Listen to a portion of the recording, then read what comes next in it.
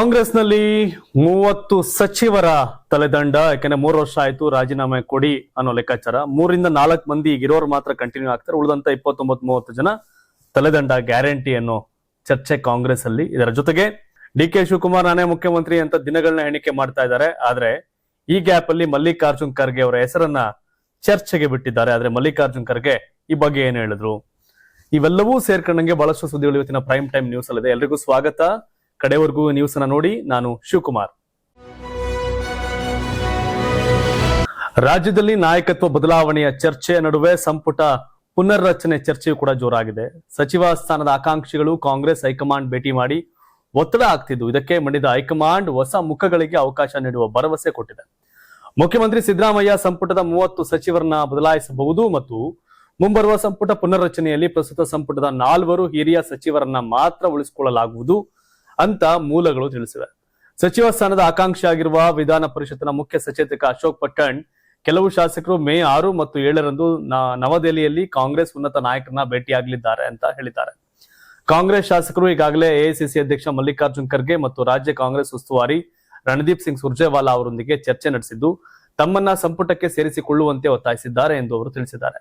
ಈ ಇಬ್ಬರು ನಾಯಕರು ಸಂಪುಟ ಪುನರ್ರಚನೆ ಸಮಯದಲ್ಲಿ ಶಾಸಕರನ್ನ ಸಂಪುಟಕ್ಕೆ ಸೇರಿಸಿಕೊಳ್ಳುವುದಾಗಿ ಭರವಸೆ ನೀಡಿದ್ದಾರೆ. ಮೇ 4ರಂದು ವಿಧಾನಸಭೆ ಚುನಾವಣೆಯ ಫಲಿತಾಂಶ ಪ್ರಕಟವಾದ ನಂತರ ಸಂಪುಟ ಪುನರ್ರಚನೆ ಪ್ರಾರಂಭವಾಗುವ ನಿರೀಕ್ಷೆ ಇದೆ ಮತ್ತು ತಿಂಗಳ ಅಂತ್ಯಕ್ಕೆ ಅಂತಿಮ ರೂಪ ಪಡೆಯಲಿದೆ ಅಂತ ಅವರು ಹೇಳಿದ್ದಾರೆ. ಕಾಂಗ್ರೆಸ್ ವರಿಷ್ಠರೊಂದಿಗೆ ಆಂತರಿಕ ಚರ್ಚೆಗಳ ವಿವರಗಳನ್ನ ಬಹಿರಂಗಪಡಿಸಿದ ಹಿರಿಯ ಕಾಂಗ್ರೆಸ್ ನಾಯಕರೊಬ್ಬರು 4 ಹಿರಿಯ ಸಚಿವರನ್ನ ಹೊರತುಪಡಿಸಿ 30 ಸಚಿವರನ್ನ ಬದಲಾಯಿಸಬಹುದು ಅಂತ ಸುರ್ಜೇವಾಲಾ ತಿಳಿಸಿರೋದಾಗಿ ಅವರು ಹೇಳಿದ್ದಾರೆ. ನಾವು ಎಲ್ಲಾ 30 ಸಚಿವರನ್ನ ಬದಲಾಯಿಸುವಂತೆ ಒತ್ತಾಯಿಸ್ತಾ ಇಲ್ಲ, ಆದ್ರೆ ಹೊಸ ನಾಯಕರಿಗೆ ಅವಕಾಶ ನೀಡಲು ಕನಿಷ್ಠ 25 ಹೊಸ ಮುಖಗಳನ್ನ ಸೇರಿಸಿಕೊಳ್ಬೇಕು ಅಂತ ಅವರು ಹೇಳಿದ್ರು. 4 ಬಾರಿ ಆಯ್ಕೆಯಾದ ಸುಮಾರು 40 ಶಾಸಕರು ಸೇರಿದಂತೆ ಶಾಸಕರ ಗುಂಪು ಸಂಪುಟ ಪುನರ್ರಚನೆಗೆ ಒತ್ತಾಯಿಸ್ತಾ ಇದೆ. ಮತ್ತೆ ಕಳೆದ ಅವಧಿಯಿಂದಲೂ ತಮ್ಮ ಸಚಿವ ಸ್ಥಾನಗಳ ಬೇಡಿಕೆ ಬಾಕಿ ಇದೆ ಅಂತ ಕೆಲವರು ಹೇಳಿದ್ದಾರೆ. ಸಚಿವ ಸಂಪುಟ ಪುನರ್ರಚನೆ ಅನ್ನೋದಕ್ಕಿಂತ ಹೊಸ ಮುಖ್ಯಮಂತ್ರಿ ಬಂದಾಗ ತಾನಾಗಿಯೇ ಸಂಪುಟ ಪುನರ್ರಚನೆ ಆಗುತ್ತೆ, ಹೊಸ ಟೀಮ್ ಕಟ್ಕೋಬೇಕಾಗತ್ತೆ. ಸೊ ಕಾಂಗ್ರೆಸ್ ಹೈಕಮಾಂಡ್ ಈ ಟೈಮ್ ಅಲ್ಲಿ ಸಿಎಂ ಬದಲಾಯಿಸಿದಾಗ್ಲೇ ಕಾರ್ಯಕ್ರಮ ಆಗುತ್ತೆ. ಪ್ರತ್ಯೇಕವಾಗಿ ಸಿದ್ದರಾಮಯ್ಯರನ್ನ ಉಳಿಸ್ಕೊಂಡು ಸಂಪುಟ ಪುನರ್ರಚನೆ ಕಷ್ಟ ಸಾಧ್ಯ. ಸೊ ಹಾಗಾಗಿ ಮೇ ಕಳ್ಕೊಂಡ್ರೆ ಇನ್ನೇನ್ ಮಹಾಯುದ್ಧ ಆಗುತ್ತೋ ಗೊತ್ತಿಲ್ಲ. ಸಿಎಂ ಬದಲಾಗದಿದ್ದರೆ ಈ ಮೇ ತಿಂಗಳಲ್ಲಿ ಏನೋ ಒಂದು ಬೆಳವಣಿಗೆ ರಾಜ್ಯ ಕಾಂಗ್ರೆಸ್ ಸರ್ಕಾರದಲ್ಲಿ ಆಗೋದಂತೂ ಸತ್ಯ, ಅದರಲ್ಲಿ ಯಾವುದೇ ಡೌಟ್ ಇಲ್ಲ. ಇನ್ನು ಕಳೆದ ಕೆಲವು ದಿನಗಳಿಂದ ಕರ್ನಾಟಕ ಕಾಂಗ್ರೆಸ್ನಲ್ಲಿ ಹೊಗೆ ಆಡ್ತಿದ್ದ ನಾಯಕತ್ವ ಬದಲಾವಣೆಯ ಚರ್ಚೆಗೆ ಎಐಸಿಸಿ ಅಧ್ಯಕ್ಷ ಮಲ್ಲಿಕಾರ್ಜುನ್ ಖರ್ಗೆ ಅವರು ಕೊನೆಯ ತೆರೆಯನ್ನು ಎಳೆದಿದ್ದಾರೆ. ರಾಜ್ಯದಲ್ಲಿ ಸದ್ಯಕ್ಕೆ ಮುಖ್ಯಮಂತ್ರಿ ಬದಲಾವಣೆಯ ಪ್ರಶ್ನೆಯೇ ಇಲ್ಲ ಅಂತ ಹೇಳುವ ಮೂಲಕ ಸಿದ್ದರಾಮಯ್ಯ ಮತ್ತು ಡಿ.ಕೆ. ಶಿವಕುಮಾರ್ ಬಣಗಳ ನಡುವಿನ ಸಂಘರ್ಷಕ್ಕೆ ಬ್ರೇಕ್ ಹಾಕಿದ್ದಾರೆ. ರಾಜ್ಯ ರಾಜಕಾರಣದಲ್ಲಿ ನಾಯಕತ್ವ ಬದಲಾವಣೆ ಗಾಳಿ ಜೋರಾಗಿ ಬೀಸುತ್ತಿದ್ದು, ಒಂದ್ ಕಡೆ ಉಪಮುಖ್ಯಮಂತ್ರಿ ಡಿ.ಕೆ. ಶಿವಕುಮಾರ್ ಅವರ ಬೆಂಬಲಿಗರು ದೆಹಲಿಗೆ ದೌಡಾಯಿಸಿ ಹೈಕಮಾಂಡ್ ನಾಯಕರನ್ನ ಭೇಟಿಯಾಗಿ ನಾಯಕತ್ವ ಬದಲಾವಣೆ ಕುರಿತು ಒತ್ತಡ ಹೇರಿದ್ರು. ಇನ್ನೊಂದೆಡೆ ಮುಖ್ಯಮಂತ್ರಿ ಸಿದ್ದರಾಮಯ್ಯ ಅವರ ಬಣದ ಸಚಿವರು ಮತ್ತು ಶಾಸಕರು ದೆಹಲಿಯಲ್ಲಿ ಬೀಡು ಬಿಟ್ಟು ಸಂಪುಟ ಪುನರ್ರಚನೆ ಮತ್ತು ಹಾಲಿ ನಾಯಕತ್ವದ ಮುಂದುವರಿಕೆ ಬಗ್ಗೆ ಚರ್ಚೆ ನಡೆಸಿದ್ರು. ಈ ಬೆಳವಣಿಗೆಗಳು ರಾಜ್ಯ ಕಾಂಗ್ರೆಸ್ನಲ್ಲಿ ಎಲ್ಲವೂ ಸರಿಯಿಲ್ಲ ಎಂಬ ಸಂದೇಶ ರವಾನಿಸಿದ್ದವು. ಈ ಎಲ್ಲಾ ಗೊಂದಲಗಳಿಗೆ ಪ್ರತಿಕ್ರಿಯೆ ನೀಡಿರ್ತಕ್ಕಂಥ ಮಲ್ಲಿಕಾರ್ಜುನ್ ಖರ್ಗೆ ಅವರು ರಾಜ್ಯದಲ್ಲಿ ಸದ್ಯಕ್ಕೆ ನಾಯಕತ್ವ ಬದಲಾವಣೆ ಇಲ್ಲ, ಸಿಎಂ ಬದಲಾವಣೆ ವಿಚಾರ ಬಂದಾಗ ನಾವೆಲ್ಲರೂ ಕುಳಿತು ಚರ್ಚಿಸ್ತೇವೆ. ಸೋನಿಯಾ ಗಾಂಧಿ, ರಾಹುಲ್ ಗಾಂಧಿ ಸೇರಿದಂತೆ ಹಿರಿಯ ನಾಯಕರು ಈ ಬಗ್ಗೆ ನಿರ್ಧಾರ ತೆಗೆದುಕೊಳ್ತಾರೆ, ಆದ್ರೆ ಈಗಾಗಲೇ ಅಂತಹ ಯಾವುದೇ ಅನಿವಾರ್ಯತೆ ಇಲ್ಲ ಅಂತ ಸ್ಪಷ್ಟಪಡಿಸಿದ್ದಾರೆ. ರಾಜ್ಯ ಘಟಕದಲ್ಲಿ ಉಂಟಾಗಿರ್ತಕ್ಕಂಥ ಗೊಂದಲಗಳು ಶೀಘ್ರದಲ್ಲೇ ಬಗೆಹರಿಲಿವೆ ಅಂತ ಖರ್ಗೆ ಭರವಸೆ ನೀಡಿದ್ದಾರೆ. ಸಿಎಂ ಬದಲಾವಣೆಗೆ ಇನ್ನೂ ಸಮಯವಿದೆ, ಸಂದರ್ಭ ಬಂದಾಗ ಆ ಬಗ್ಗೆ ನೋಡೋಣ, ಸದ್ಯಕ್ಕೆ ಅಂತಹ ಯಾವುದೇ ಚರ್ಚೆಗಳು ನಡೀತಿಲ್ಲ ಎನ್ನುವ ಮೂಲಕ ಶಾಸಕರು ಮತ್ತು ಸಚಿವರಿಗೆ ಪರೋಕ್ಷವಾಗಿ ಎಚ್ಚರಿಕೆ ನೀಡಿದ್ದಾರೆ. ಖರ್ಗೆ ಅವರ ಈ ಸ್ಪಷ್ಟನೆಯಿಂದಾಗಿ ಕೆಲವು ದಿನಗಳಿಂದ ನಡೆಯುತ್ತಿದ್ದ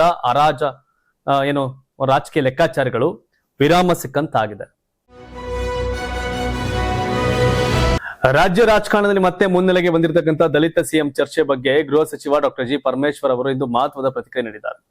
ದಲಿತ ಸಿಎಂ ವಿಚಾರದಲ್ಲಿ ಹೈಕಮಾಂಡ್ ತೀರ್ಮಾನವೇ ಅಂತಿಮ ಅಂತ ಹೇಳಿರುವ ಅವರು ಮಲ್ಲಿಕಾರ್ಜುನ್ ಖರ್ಗೆ ಅವರ ನಾಯಕತ್ವದ ಬಗ್ಗೆ ಮೆಚ್ಚುಗೆ ವ್ಯಕ್ತಪಡಿಸಿದ್ದಾರೆ.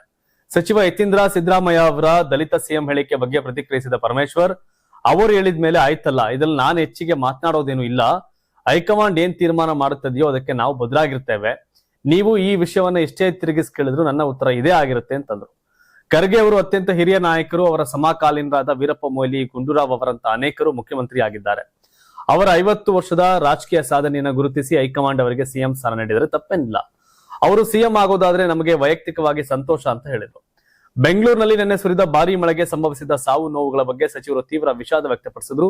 ಮೃತರ ಆತ್ಮಕ್ಕೆ ಶಾಂತಿ ಸಿಗ್ಲಿ. ಇದು ಆಕಸ್ಮಿಕ ನಡೆದ ಘಟನೆ ಆದ್ರೂ ಇಂತಹ ಅನಾಹುತಗಳು ತಡೆಯಲು ಬಿಬಿಎಂಪಿ ಮೊದಲು ಎಚ್ಚರಿಕೆ ವಹಿಸಬೇಕಿತ್ತು ಅಂತ ಹೇಳಿದ್ರು. ಬಟ್ ಈ ಟೈಮಲ್ಲಿ ಆದ್ರೆ ದಲಿತ ಸಿಎಂ ಆಗ್ಲಿ ಅಂತ ಲೆಕ್ಕಾಚಾರ ಅವ್ರದ್ದು. ಮಲ್ಲಿಕಾರ್ಜುನ್ ಖರ್ಗೆ ದೀರ್ಘಕಾಲದ ರಾಜಕಾರಣ ಮಾಡಿದವರು, ಮುಖ್ಯಮಂತ್ರಿ ಆಗ್ಬೇಕಾಗಿತ್ತು ಯಾವತ್ತು. ಆದ್ರೆ ಈಗ ಆಗೋದಾರಾಗ್ಲಿ ಅಂತ ಪರಮೇಶ್ವರ್ ಹೇಳ್ತಿದ್ದಾರೆ. ಅವ್ರು ಆಗ್ಲಿಲ್ಲ ಅಂದ್ರೆ ದಲಿತ ಕೋಟಾದಲ್ಲಿ ಪರಮೇಶ್ವರ್ ನಂತರ ಸಾಲಲ್ಲಿ ನಿಲ್ತಾರೆ. ನಂತರ ಸತೀಶ್ ಜಾರಕಿಹೊಳಿ ಇದ್ದಾರೆ. ಆದ್ರೆ ಡಿ ಕೆ ಶಿವಕುಮಾರ್ ಇವೆಲ್ಲವನ್ನು ಕೇಳಿಸ್ಕೊಂಡು ನೋಡ್ಕೊಂಡು ಸುಮ್ಮನೆ ಇರೋ ವ್ಯಕ್ತಿ ಅಲ್ಲ ಅಲ್ಲ ಅಲ್ಲ. ಯಾಕೆಂದ್ರೆ ಆಗ ಸಿದ್ದರಾಮಯ್ಯ ಸಿಎಂ ಆದಾಗ ಖರ್ಗೆ ಅವ್ರು ಏನೋ ಮಾಡ್ಲಿಲ್ಲ, ಪರಮೇಶ್ವರ್ ಏನೋ ಮಾಡ್ಲಿಲ್ಲ, ಯಾಕೆಂದ್ರೆ ಅವ್ರು ಏನೋ ಮಾಡಕ್ ಆಗ್ಲಿಲ್ಲ. ಆದ್ರೆ ಡಿ ಕೆ ಶಿವಕುಮಾರ್ ತನ್ನ ಸರದಿಯಲ್ಲಿ ಮತ್ಯಾರೋ ಹೋಗೋದಾದ್ರೆ ಡಿ ಕೆ ಶಿವಕುಮಾರ್ ಸಹಿಸೋದಿಲ್ಲ, ಅದು ಹಂಗೆ ಇರಕ್ ಬಿಡೋದಿಲ್ಲ. ಹಾಗಾಗಿ ನೋಡ್ಬೇಕು. ಇನ್ನು ಖರ್ಗೆ ಬಗ್ಗೆ ಮಾತನಾಡಿದೆ ಏನಂತ. ಮಾಧ್ಯಮಗಳೊಂದಿಗೆ ಮಾತನಾಡಿದ ಎಸಿಸಿ ಅಧ್ಯಕ್ಷ ಮಲ್ಲಿಕಾರ್ಜುನ್ ಖರ್ಗೆ ಅವರು ಕರ್ನಾಟಕದಲ್ಲಿ ಮುಖ್ಯಮಂತ್ರಿ ಬದಲಾವಣೆ ಕುರಿತಾಗಿ ಹರಿದಾಡ್ತಿರ್ತಕ್ಕಂಥ ಗೊಂದಲಗಳಿಗೆ ಸ್ಪಷ್ಟನೆ ನೀಡಿದ್ದಾರೆ. ರಾಜ್ಯದ ರಾಜಕೀಯ ಪರಿಸ್ಥಿತಿಯ ಬಗ್ಗೆ ಶೀಘ್ರದಲ್ಲೇ ನಿರ್ಧಾರ ಕೈಗೊಳ್ಳಲಾಗುತ್ತೆ ಅಂತ ತಿಳಿಸಿದ್ದಾರೆ. ಮಾಜಿ ಮುಖ್ಯಮಂತ್ರಿ ಎಚ್ ಡಿ ಕುಮಾರಸ್ವಾಮಿ ಅವರು ಮಾಡಿದ ಕಾಂಗ್ರೆಸ್ನ 40-50 ಶಾಸಕರ ದೆಹಲಿಗೆ ಟಿಕೆಟ್ ಕಾಯ್ದಿರಿಸಿದ್ದಾರೆ ಎಂಬ ಆರೋಪವನ್ನ ಖರ್ಗೆ ತಳ್ಳಿ ಹಾಕಿದ್ರು. ಇಂತಹ ಹೇಳಿಕೆಗಳಿಗೆ ಯಾವುದೇ ಆಧಾರವಿಲ್ಲ ಅಂತ ಸ್ಪಷ್ಟಪಡಿಸಿದ್ರು. ಇದೇ ವೇಳೆ ಗೃಹ ಸಚಿವ ಪರಮೇಶ್ವರ್ ಅವರು ಖರ್ಗೆ ಸಿಎಂ ಆಗಲಿ ಎಂಬ ಅಭಿಪ್ರಾಯ ವ್ಯಕ್ತಪಡಿಸಿದ ವಿಚಾರಕ್ಕೆ ಪ್ರತಿಕ್ರಿಯಿಸಿದ ಅವರು, ಈಗಾಗಲೇ ರಾಜ್ಯದಲ್ಲಿ ಮುಖ್ಯಮಂತ್ರಿ ಇದ್ದಾರೆ. ಬದಲಾವಣೆ ಆಗಬೇಕಾದ್ರೆ ಸೋನಿಯಾ ಗಾಂಧಿ, ರಾಹುಲ್ ಗಾಂಧಿ ಸೇರಿದಂತೆ ಪಕ್ಷದ ಉನ್ನತ ನಾಯಕತ್ವ ಚರ್ಚಿಸಿ ನಿರ್ಧಾರ ತೆಗೆದುಕೊಳ್ಳಬೇಕಾಗುತ್ತದೆ. ಅದಕ್ಕೆ ಸ್ವಲ್ಪ ಸಮಯ ಬೇಕು ಅಂತ ಹೇಳಿದರು. ಒಟ್ಟಾರೆ ಕರ್ನಾಟಕದ ನಾಯಕತ್ವ ಬದಲಾವಣೆ ಕುರಿತ ಚರ್ಚೆ ಇನ್ನೂ ಮುಂದುವರೆದಿದ್ದು ಅಂತಿಮ ನಿರ್ಧಾರ ಪಕ್ಷದ ಹೈಕಮಾಂಡ್ ಕೈಯಲ್ಲಿದೆ. ಮುಂದಿನ ದಿನಗಳಲ್ಲಿ ಇದಕ್ಕೆ ಸ್ಪಷ್ಟತೆ ಸಿಗುವ ಸಾಧ್ಯತೆ ಇದೆ. ಖರ್ಗೆ ಅವ್ರನ್ನ ಮುಖ್ಯಮಂತ್ರಿ ಆಗಿ ಅಂದ್ರೆ ಅವ್ರೇನು ಬೇಡ ಅನ್ನಲ್ಲ, ಬಟ್ ಆಗಿ ಅನ್ನೋ ಲೆಕ್ಕಾಚಾರ ಏನೋ ಕಾಣ್ತಾ ಇಲ್ಲ. ಆದ್ರೆ ಅವ್ರ ಮಗ ಪ್ರಿಯಾಂಕ್ ಖರ್ಗೆ ಏನಾದ್ರು ಜವಾಬ್ದಾರಿ ಕೊಡ್ಲಿ ಅಂತ ಕಾಯ್ತಾ ಇರೋ ತರ ಇದೆ. ಪ್ರಿಯಾಂಕ್ ಖರ್ಗೆ ಇನ್ನೂ ವಯಸ್ಸಿದೆ, ಬಟ್ ಖರ್ಗೆ ಅವ್ರಿಗೆ ವಯಸ್ಸಾಗಿದೆ. ಅವ್ರ ಆಸೆ ಮುಖ್ಯಮಂತ್ರಿ ಆಗ್ಬೇಕು ಅನ್ನೋದಿತ್ತು. ಆಗೋದಾರ ಆಗ್ಬಿಡ್ಲಿ ಅಂತ ಒಂದಷ್ಟು ಜನ ಹೇಳ್ತಿದ್ದಾರೆ. ಬಟ್ ನೋಡ್ಬೇಕು, ಕಡೆಗಳಿಗೆ ಏನ್ ಬೇಕಾದ್ರೂ ಸಾಧ್ಯ ಆಗ್ಬೋದು ಕಾಂಗ್ರೆಸ್ ಅಲ್ಲಿ. ರಾಜ್ಯದಲ್ಲಿ ಸಿಎಂ ಬದಲಾವಣೆ ವಿಚಾರದ ಕಿತ್ತಾಟ ಜೋರಾಗಿ ನಡೆದಿದ್ದು, ಡಿ ಕೆ ಶಿವಕುಮಾರ್ ಸಿಎಂ ಆಗಲು ಶಾಲ್ ಹೊತ್ಕೊಂಡು ಕೂತಿದ್ದಾರೆ. ಮುಖ್ಯಮಂತ್ರಿ ಸಿದ್ದರಾಮಯ್ಯ ಇನ್ನೂ ಕೇವಲ 15 ದಿನಗಳ ಸರದಾರ ಮಾತ್ರ ಅಂತ ಸಂಸದ ಗೋವಿಂದ ಕಾರಜೋಳ ಹೇಳಿದ್ದಾರೆ. ನಗರದಲ್ಲಿ ಮಂಗಳವಾರ ಸುದ್ದಿಗಾರರ ಜೊತೆ ಮಾತನಾಡಿದ ಅವರು, ಪಂಚ ರಾಜ್ಯಗಳ ಚುನಾವಣಾ ಫಲಿತಾಂಶದ ದಿನವೇ ಸಿದ್ದರಾಮಯ್ಯ ಅವರ ಕುರ್ಚಿ ಫಲಿತಾಂಶ ಪ್ರಕಟ ಆಗಲಿದೆ ಅಂತ ಹೇಳಿದರು. ರಾಜ್ಯ ಸರ್ಕಾರದಲ್ಲಿ ಕುರ್ಚಿ ಕಚ್ಚಾಟದಿಂದ ವಿಧಾನಸೌಧದಲ್ಲಿ ಆಡಳಿತವಿಲ್ಲದಂತಾಗಿದೆ. ಮೇ 4ರಂದು 5 ರಾಜ್ಯಗಳ ಚುನಾವಣೆ ಫಲಿತಾಂಶ ಬರುತ್ತದೆ. ಅಂದು ದಾವಣಗೆರೆ ಮತ್ತು ಬಾಗಲಕೋಟೆ ಫಲಿತಾಂಶ ಸಹ ಬರುತ್ತದೆ. ಅದರ ಜೊತೆಗೆ ಸಿದ್ದರಾಮಯ್ಯ ಅವರ ಕುರ್ಚಿಯ ರಿಸಲ್ಟ್ ಕೂಡ ಬರಲಿದೆ ಅಂತ. ಮಾಹಿತಿ ಪ್ರಕಾರ ಸಿದ್ದರಾಮಯ್ಯ ಬೆಂಬಲಿಗ 40 ಶಾಸಕರು, ಡಿ ಕೆ ಶಿವಕುಮಾರ್ ಪರವಾಗಿ 50 ಶಾಸಕರು ಹೈಕಮಾಂಡ್ ಬಳಿ ಹೋಗಿ ಲಾಬಿ ನಡೆಸಿದ್ದಾರೆ ಅಂತ ಹೇಳಿದರು. ಮುಖ್ಯಮಂತ್ರಿ ಸಿದ್ದರಾಮಯ್ಯನವರು ನಿರ್ಣಯ ಮಾಡಿದ ಒಳ ಮೀಸಲಾತಿ ಅದು ಒಳ ಮೀಸಲಾತಿ ಅಲ್ಲ. ಒಳ ಮೀಸಲಾತಿ ಅಂದ್ರೆ ಎಷ್ಟೇ ಹುದ್ದೆಗಳಿದ್ದರೂ ಆ ಹುದ್ದೆಗಳಿಗೆ ಅದು ಅನ್ವಯ ಆಗ್ಬೇಕು, ತಾರತಮ್ಯ ಆಗ್ಬಾರ್ದು. ಆದ್ರೆ ಈ ತಾರತಮ್ಯ ನಿಮ್ಮವರಿಂದಲೇ ಆಗಿದೆ ಅಂತ ಕಾರಜೋಳ ಗಂಭೀರ ಆರೋಪ ಮಾಡಿದ್ದಾರೆ. ವೈಜ್ಞಾನಿಕವಾಗಿ ನಾಗಮೋಹನ್ ದಾಸ್ ಅವರು ವರದಿಯನ್ನ ಕೊಟ್ಟಿದ್ರು, ಆದ್ರೆ ಅದನ್ನು ನೀವು ಅವೈಜ್ಞಾನಿಕ ಅಂತ ಹೇಳಿದ್ರಿ. ಮಾಧುಸ್ವಾಮಿ ಅವರ ವರದಿ, ನ್ಯಾಯಮೂರ್ತಿ ಸದಾಶಿವಯ್ಯನವರ ವರದಿ ಇವೆಲ್ಲವೂ ಅವೈಜ್ಞಾನಿಕ ಅಂತ ನೀವು ಘೋಷಣೆ ಮಾಡಿದ್ರೆ ಅದನ್ನ ಜನರಿಗೆ ತಿಳಿಸಿ. ಮುಖ್ಯ ಕಾರ್ಯದರ್ಶಿ ಶಾಲಿನಿ ರಜನೀಶ್ ಅವರಿಂದ ಕಮಿಟಿ ಮಾಡಿ ಅವರಿಂದ ವರದಿ ತರಿಸ್ಕೊಂಡು ಮಾಡುವಂತದ್ದೇನಿತ್ತು? ಒಳ ಮೀಸಲಾತಿ ಸರ್ವೆ ಮಾಡೋದಕ್ಕೆ ಸಾವಿರಾರು ಕೋಟಿ ಖರ್ಚು ಮಾಡಿದ್ದೀರಿ, ಏನ್ ಪ್ರಯೋಜನ ಅಂತ ಅವರು ಕಿಡಿಕಾರಿದ್ರು. ಕಾಂಗ್ರೆಸ್ ದಲಿತ ನಾಯಕರಿಂದ ಸಂಭ್ರಮಾಚರಣೆ ಕುರಿತು ಮಾತನಾಡಿದಂತ ಕಾರಜೋಳ, ಕೆಲವು ಸಂಭ್ರಮಾಚರಣೆಯನ್ನ ಮಾಡ್ತಿದ್ದಾರಲ್ಲ, ಅವರಿಗೆ ತವರು ಮನೆ ಯಾವುದು ಅಂತ ಗೊತ್ತಿಲ್ಲ, ಗಂಡನ ಮನೆಯೂ ಗೊತ್ತಿಲ್ಲ. ಗಂಡನ ಮನೆ ಹಾಗೂ ತವರು ಮನೆ ವ್ಯತ್ಯಾಸ ಗೊತ್ತಿಲ್ಲದವರಿಗೆ ಏನ್ ಹೇಳೋದಕ್ಕೆ ಆಗತ್ತೆ? ಕೆಲವು ಕೋಳಿಗಳಿಗೆ ಕಾಳು ಹಾಕಿರ್ತಾರೆ, ಕಾಳು ತಿನ್ನುವ ಸಲುವಾಗಿ ಈಗೆಲ್ಲ ಮಾಡ್ತಾರೆ ಅಂತ ಕಾಂಗ್ರೆಸ್ನ ದಲಿತ ನಾಯಕರ ಬಗ್ಗೆ ಗೋವಿಂದ ಕಾರಜೋಳ ಟೀಕೆಯನ್ನ ಮಾಡಿದ್ರು. ಬಟ್ ಇವರು ಅಧಿಕಾರದಲ್ಲಿದ್ದಾಗ ಏನ್ ಮಾಡಿದ್ರು? ಸರಿಯಾಗಿ ಮಾಡಿದ್ರೆ ಇವರು DCM ಇದ್ರು. ಬರೀ ಕತೆಗಳೇ, ಏನು ಪ್ರಯೋಜನ ಇಲ್ಲ. ಆದ್ರೆ ದಾವಣಗೆರೆ ದಕ್ಷಿಣ ಉಪಚುನಾವಣೆಯಲ್ಲಿ ಪಕ್ಷ ವಿರೋಧಿ ಚಟುವಟಿಕೆ ಆರೋಪ ಮೇಲೆ ನಸೀರ್ ಅಹಮದ್ ಮತ್ತು ಅಬ್ದುಲ್ ಜಬ್ಬಾರ್ ಅವರನ್ನ ಕಾಂಗ್ರೆಸ್ ಹೈಕಮಾಂಡ್ ಅಮಾನತು ಮಾಡಿತ್ತು. ಚುನಾವಣಾ ಫಲಿತಾಂಶಕ್ಕೂ ಮುನ್ನ ಶಿಸ್ತು ಕ್ರಮದ ಬಗ್ಗೆ ರಾಜಕೀಯದಲ್ಲಿ ಚರ್ಚೆ ಕೂಡ ನಡೆದಿತ್ತು. ಇದೀಗ ದಾವಣಗೆರೆಯಲ್ಲಿ ಆಂತರಿಕ ದಂಗಲ್ ಮುಂದುವರೆದಿದ್ದು, ದಾವಣಗೆರೆ ಜಿಲ್ಲಾಧ್ಯಕ್ಷರು 6 ಪ್ರಮುಖ ಕೈ ಮುಖಂಡರನ್ನೇ ಉಚ್ಚಾಟನೆ ಮಾಡಿದ್ದಾರೆ. ದಾವಣಗೆರೆ ಉಪಚುನಾವಣೆ ಕೈಪಾಳ್ಯದಲ್ಲಿ ಆಂತರಿಕ ದಂಗಲ್ ಮುಂದುವರೆದಂತೆ ಕಾಣ್ತಿದ್ದು, 6 ಪ್ರಮುಖ ಕಾಂಗ್ರೆಸ್ ಮುಖಂಡರನ್ನ ದಾವಣಗೆರೆ ಜಿಲ್ಲಾಧ್ಯಕ್ಷ ಮಂಜಪ್ಪ ಉಚ್ಚಾಟನೆ ಮಾಡಿದ್ದಾರೆ. ಕಾಂಗ್ರೆಸ್ ಜಿಲ್ಲಾಧ್ಯಕ್ಷ HB ಮಂಜಪ್ಪ ಅವರು ವಿಡಿಯೋ ಸಾಕ್ಷ್ಯ ಬಿಡುಗಡೆ ಮಾಡುವ ಮೂಲಕ ಮತ್ತೆ ದಾವಣಗೆರೆ ಪಾಲಿಟಿಕ್ಸ್ ನಲ್ಲಿ ಸಂಚಲನ ಮೂಡಿಸಿದ್ದಾರೆ. ಚುನಾವಣೆ ಸಮಯದಲ್ಲಿ ಪಕ್ಷ ವಿರೋಧಿ ಕೆಲಸ ಹಾಗೂ ಕಾಂಗ್ರೆಸ್ ನಾಯಕರ ವಿರುದ್ಧ ಹೇಳಿಕೆ ಕೊಟ್ಟಿರುವ ಆರೋಪದ ಮೇಲೆ 6 ಮುಖಂಡರನ್ನ ಉಚ್ಚಾಟನೆ ಮಾಡಿರೋದಾಗಿ ಜಿಲ್ಲಾಧ್ಯಕ್ಷ HB ಮಂಜಪ್ಪ ಹೇಳಿದ್ದಾರೆ. ದಾವಣಗೆರೆಯಲ್ಲಿ ಸುದ್ದಿಗೋಷ್ಠಿ ನಡೆಸಿ ಮಾತನಾಡಿದ ಜಿಲ್ಲಾಧ್ಯಕ್ಷ HB ಮಂಜಪ್ಪ ಅವರು ಶಿಸ್ತು ಮೀರಿದವರ ವಿರುದ್ಧ ಕ್ರಮವಾಗಿದೆ ಅಂತ ಗುಡುಗಿದ್ರು. ಮತ್ತೊಂದೆಡೆ ಅಬ್ದುಲ್ ಜಬ್ಬಾರ್ ಅವರನ್ನ ಕೂಡ ಪಕ್ಷಕ್ಕೆ ವಾಪಸ್ ಕರೆತರುವ ಕೆಲಸ ನಡೀತಾ ಇದೆ. ಪಕ್ಷಕ್ಕೆ ವಾಪಸ್ ಕರೆತರದಂತೆ ಕಾಂಗ್ರೆಸ್ ಮುಖಂಡರು ಒತ್ತಾಯಿಸಿದ್ದು, ಜಬ್ಬಾರ್ ಪಕ್ಷಕ್ಕೆ ವಾಪಸ್ ಬಂದ್ರೆ ಹೋರಾಟ ಮಾಡೋದಾಗಿ ಕೆಲ ಕಾಂಗ್ರೆಸ್ ಮುಖಂಡರು ಎಚ್ಚರಿಕೆ ನೀಡಿದರು. ಫಲಿತಾಂಶ ಬರುವ ಮುನ್ನವೇ ಕಾಂಗ್ರೆಸ್ನಲ್ಲಿ ಆಂತರಿಕ ದಂಗಲ್ ಮುಂದುವರೆದಿದ್ದು, ಉಚ್ಚಾಟನೆ ಪರ್ವ ಕೂಡ ಸಾಗಿದೆ. ಉಚ್ಚಾಟನೆಯಾದ ಮುಖಂಡರನ್ನ ನೋಡಿದರೆ ಸುಭಾಷ್ ಚಂದ್ರ, ಸಿರಾಜ್ ಅಹಮದ್, ಜಿಲ್ಲಾ ವಕ್ಫ್ ಬೋರ್ಡ್ ಮಾಜಿ ಅಧ್ಯಕ್ಷ ಗನಿ ತಾಹಿರ್ ಮುಸ್ಲಿಂ ಮುಖಂಡರು, ಕಡತಿ ತಿಪ್ಪೇಶ್ ದಲಿತ ಮುಖಂಡ, ಮನ್ಸೂರ್ ಅಲಿ ಮುಸ್ಲಿಂ ಮುಖಂಡರು, ಇನಾಯತುಲ್ಲಾ ಖಾನ್ ಮುಸ್ಲಿಂ ಮುಖಂಡರು, ಈ 6 ಮಂದಿಯನ್ನ ಇದೀಗ ಅಮಾನತು ಮಾಡಲಾಗಿದೆ. ಮಾಜಿ ಮುಖ್ಯಮಂತ್ರಿ ಬಿಎಸ್ ಯಡಿಯೂರಪ್ಪ ಅವರು ಕಳೆದ 5 ದಶಕಗಳಿಂದ ಬಡವರು, ರೈತರ, ಶೋಷಿತರು, ಪೀಡಿತರ ಪರವಾಗಿ ಹೋರಾಟ ಮಾಡಿದವರು. ಇದು ಇಂದಿನ ಯುವ ಪೀಳಿಗೆ ಮತ್ತು ಎಲ್ಲಾ ರಾಜಕಾರಣಿಗಳಿಗೆ ಮಾದರಿ ಅಂತ ಬಿಜೆಪಿ ರಾಜ್ಯಾಧ್ಯಕ್ಷ ಶಾಸಕ ಬಿವೈ ವಿಜಯೇಂದ್ರ ಅವರು ತಿಳಿಸಿದ್ದಾರೆ. ಮಾಧ್ಯಮಗಳ ಜೊತೆ ಮಾತನಾಡಿದ ಅವರು, ಬಿಎಸ್ವೈ ಅಭಿಮಾನೋತ್ಸವದ ಮುಖೇನ ಮತ್ತೊಮ್ಮೆ ಆ ಹೋರಾಟದ ಕಿಚ್ಚು ರಾಜ್ಯದಲ್ಲಿ ಬರಬೇಕಿದೆ. ಪ್ರಾಮಾಣಿಕವಾಗಿ ಎಲ್ಲಾ ಸಮುದಾಯದ ಪರವಾಗಿ ಧ್ವನಿ ಎತ್ತುವ ಕೆಲಸ ಆಗ್ಬೇಕಿದೆ ಅಂತ ಹೇಳಿದ್ರು. ಯಡಿಯೂರಪ್ಪ ಒಂದು ಸಮುದಾಯದ ನಾಯಕರಲ್ಲ, ನಾಡಿನ ಎಲ್ಲಾ ಸಮುದಾಯದವರು ಅವ್ರನ್ನ ತಮ್ಮ ನಾಯಕರೆಂದು ಗುರುತಿಸಿದ್ದಾರೆ ಎಂದು ಹೇಳಿದರು. ಯಡಿಯೂರಪ್ಪನವರು ಪರಿಶ್ರಮದಿಂದ ರಾಜ್ಯದಲ್ಲಿ ಸಂಘಟನೆ ಮಾಡಿದವರು, ರಾಜ್ಯದ ಮುಖ್ಯಮಂತ್ರಿಗಳಾಗಿದ್ದ ಅವರು ಎಲ್ಲರಿಗೂ ಪ್ರೇರಣಾ ಶಕ್ತಿ ಅಂತ ವಿಶ್ಲೇಷಿಸಿದ್ರು. ಯಡಿಯೂರಪ್ಪನವರ ಹೆಸರು ಕೇಳಿದ್ರೆ ನಮ್ಮ ಕಾರ್ಯಕರ್ತರಲ್ಲಿ ರೋಮಾಂಚನ ಆಗುತ್ತದೆ ಅಂತ ಹೇಳಿದ್ರು. ಅವರು ಬಿಜೆಪಿ ಅಗ್ರಗಣ್ಯ ನಾಯಕರು ಅಂತ ವಿಜಯೇಂದ್ರ ತಿಳಿಸಿದ್ರು. ಯಡಿಯೂರಪ್ಪನವರ ಶಕ್ತಿಯನ್ನ ಬಳಸಿಕೊಂಡು ಬಿಜೆಪಿ ಸಂಘಟನೆಯನ್ನ ಬಲಪಡಿಸಲಾಗುವುದು ಅಂತ ಹೇಳಿದ್ರು. ಇದೇ ಸಂದರ್ಭದಲ್ಲಿ ಸುಮಾರು 8 ರಿಂದ 10 ಲಕ್ಷ ಜನರು ಈ ಕಾರ್ಯಕ್ರಮಕ್ಕೆ ಸೇರುವ ನಿರೀಕ್ಷೆ ಇದೆ ಅಂತ ಉತ್ತರಿಸಿದ್ರು. ಪಕ್ಷದಲ್ಲಿ ಯಡಿಯೂರಪ್ಪನವರಿಗೆ ಅನ್ಯಾಯ ಆಗಿಲ್ಲ ಅಂತ ವಿಜಯೇಂದ್ರ ಹೇಳಿದ್ರು. ಮತ್ತೆ ಇದೇ ಜೊತೆಗೆ ರಾಷ್ಟ್ರೀಯ ಪಕ್ಷ ಬಿಜೆಪಿ ಯಾವತ್ತು ಏನ್ ಮಾಡ್ಬೇಕಾದ್ರೂ ಅದನ್ನು ನಿರ್ಧಾರ ತೆಗೆದುಕೊಳ್ಳುತ್ತೆ. ರಾಜ್ಯಾಧ್ಯಕ್ಷ ಹುದ್ದೆ ಕುರಿತ ಪ್ರಶ್ನೆಗೆ ಈ ರೀತಿ ಉತ್ತರ ಕೊಟ್ಟರು. ನನ್ನನ್ನ ರಾಜ್ಯಾಧ್ಯಕ್ಷನಾಗಿ ಮಾಡಿದ್ದು, ರಾಜ್ಯಾದ್ಯಂತ ಪ್ರವಾಸ ಮಾಡಿ ಸಂಘಟನೆ ಕೆಲಸ ಮಾಡ್ತಿದ್ದೇನೆ. ಪಕ್ಷದ ತೀರ್ಮಾನಕ್ಕೆ ನಾವು ಬದ್ಧರಾಗಿರ್ತೇವೆ, ಇರಬೇಕಾಗಿರುತ್ತೆ ಅಂತ ವಿಜಯೇಂದ್ರ ಹೇಳಿದ್ರು. ಸಿದ್ದರಾಮೋತ್ಸವ ದಾವಣಗೆರೆಯಲ್ಲಿ, ಯಡಿಯೂರಪ್ಪೋತ್ಸವ ಚಿತ್ರದುರ್ಗದಲ್ಲಿ ಏನೋ ಸಂದೇಶ ಕೂಡ ಕೊಟ್ಟಂಗೈತೆ ವಿಜಯೇಂದ್ರ ಅವರು, ನೋಡ್ಬೇಕು.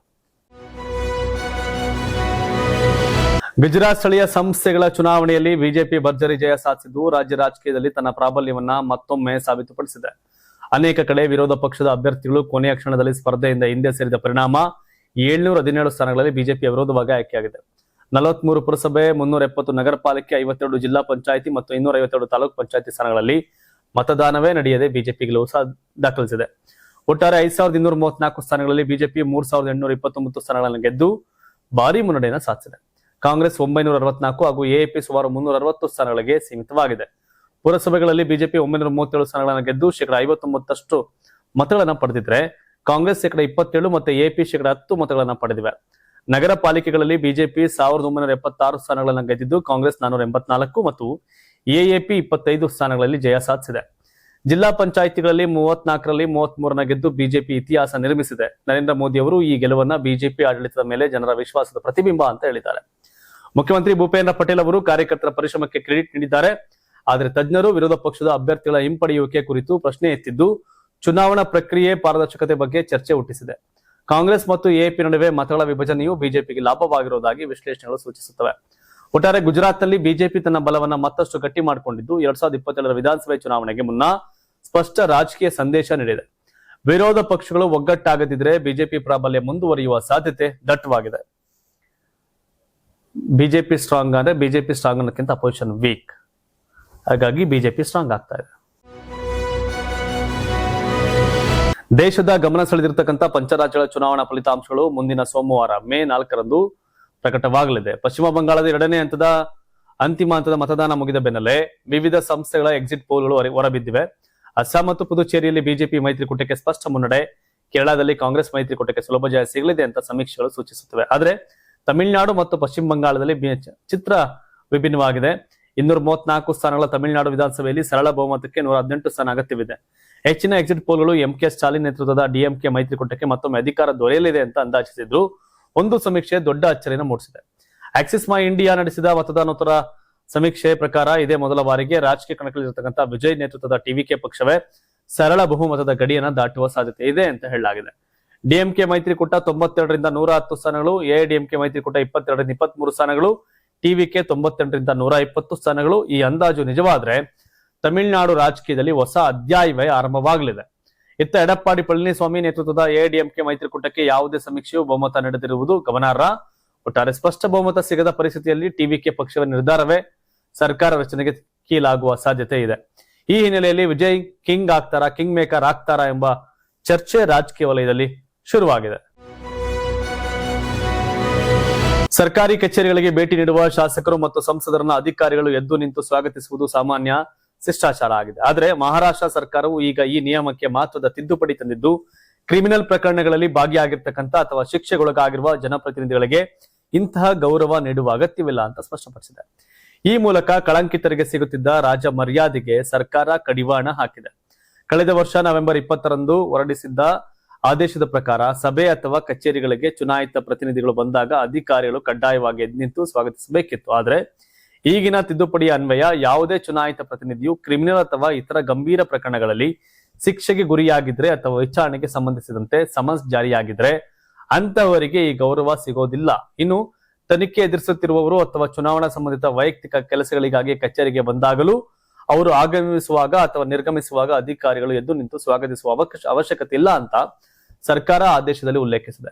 ಸರ್ಕಾರದ ಈ ನಿರ್ಧಾರದ ಹಿಂದೆ ಒಂದು ಪ್ರಬಲವಾದ ಕಾರಣವಿದೆ. ಅನೇಕ ಬಾರಿ ಕ್ರಿಮಿನಲ್ ಪ್ರಕರಣಗಳ ತನಿಖೆ ನಡೆಸುವ ಪೊಲೀಸ್ ಅಧಿಕಾರಿಗಳೇ ಅದೇ ಆರೋಪಿ ಸ್ಥಾನದಲ್ಲಿರ್ತಕ್ಕಂಥ ರಾಜಕಾರಣಿಗಳು ಕಚೇರಿಗೆ ಬಂದಾಗ ಶಿಷ್ಟಾಚಾರದ ಹೆಸರಿನಲ್ಲಿ ಎದ್ದು ನಿಂತು ಗೌರವ ಸಲ್ಲಿಸಬೇಕಾಗಿತ್ತು. ಇದು ತನಿಖಾಧಿಕಾರಿಗಳ ಆತ್ಮಸ್ಥೈರ್ಯದ ಮೇಲೆ ನಕಾರಾತ್ಮಕ ಪರಿಣಾಮ ಬೀರ್ತಿಯಾಯಿತು. ಈಗ ಹೊಸ ನಿಯಮ ಜಾರಿಗೆ ತರೋದ್ರಿಂದ ಪೊಲೀಸರ ಮತ್ತು ಸರ್ಕಾರಿ ಅಧಿಕಾರಿಗಳ ಘನತೆ ಹಾಗೂ ಆತ್ಮಸ್ಥೈರ್ಯ ಹೆಚ್ಚಾಗಲಿದೆ ಎನ್ನುವುದು ಮಹಾರಾಷ್ಟ್ರ ಸರ್ಕಾರದ ಲೆಕ್ಕಾಚಾರವಾಗಿದೆ. ಮಹಾರಾಷ್ಟ್ರ ಸರ್ಕಾರದ ಈ ದಿಟ್ಟ ಕ್ರಮಕ್ಕೆ ಸೋಷಿಯಲ್ ಮೀಡಿಯಾದಲ್ಲಿ ವ್ಯಾಪಕ ಮೆಚ್ಚುಗೆ ವ್ಯಕ್ತವಾಗ್ತಾ ಇದ್ದು, ಕಳಂಕಿತ ರಾಜಕಾರಣಿಗಳಿಗೆ ಕಾನೂನಿಗಿಂತ ಮಿಗಿಲಾದ ಸ್ಥಾನವಿಲ್ಲ ಎಂಬ ಸಂದೇಶವನ್ನ ಈ ಮೂಲಕ ರವಾನಿಸಲಾಗಿದೆ ಅಂತ ಸಾರ್ವಜನಿಕರು ಶ್ಲಾಘಿಸಿದ್ದಾರೆ. ಸದ್ಯ ಈ ಬದಲಾವಣೆಯು ಆಡಳಿತ ಯಂತ್ರದಲ್ಲಿ ಪಾರದರ್ಶಕತೆ ಮತ್ತು ಅಧಿಕಾರಿಗಳ ಸ್ವಾಭಿಮಾನವನ್ನ ಎತ್ತಿ ಹಿಡಿಯುವಲ್ಲಿ ಪ್ರಮುಖ ಪಾತ್ರ ವಹಿಸಲಿದೆ ಅಂತ ವಿಶ್ಲೇಷಿಸಲಾಗ್ತಾ ಇದೆ. ಗುಡ್. ಕಳ್ಳಕಾಕರಿಗಾದ್ರೆ ಯಾಕೆ ಸೆಲೆಕ್ಟ್ ಹೊಡಿಬೇಕು? ಅದು MLA ಆದ್ರೇನು MP ಆದ್ರೇನು ಕಳ್ಳರೇ ಅಪರಾಧಿಗಳು, ಅಪರಾಧಿಗಳೇ. ಹಾಗಾಗಿ ಮಹಾರಾಷ್ಟ್ರ ಸರ್ಕಾರದ ನಿರ್ಧಾರ ಗುಡ್. ಒಳ್ಳೆದಾಗ್ಲಿ. ತಾವೇನ್ ಹೇಳ್ತೀರಿ ಬಗ್ಗೆ ಕಾಮೆಂಟ್ ಮಾಡಿ. ಖರ್ಗೆ CM ಆಗ್ತಾರ, DK CM ಆಗ್ತಾರ, ಏನ್ ಕತೆ? 30 ಜನ ಮಂತ್ರಿಗಳನ್ನ ಚೇಂಜ್ ಮಾಡ್ತಾರೆ ಅನ್ನೋ ಚರ್ಚೆಗಳ ಬಗ್ಗೆ ಹೇಳ್ತೀರಿ. ಹೊಸದಾಗಿ ಯಾರು ಮಂತ್ರಿ ಆಗೋ ಯೋಗ್ಯತೆ ಇದೆ? ಇನ್ಯಾರು ಇರೋ ಮಂತ್ರಿಗಳು ಬೆಸ್ಟ್ ಅಥವಾ ವರ್ಸ್ಟ್ ಅನ್ಸುತ್ತೆ? ಕಾಮೆಂಟ್ ಮಾಡಿ. ಧನ್ಯವಾದ. ಇದು ಕರ್ನಾಟಕ ಟಿವಿ, ಕನ್ನಡಿಗರ ಧ್ವನಿ.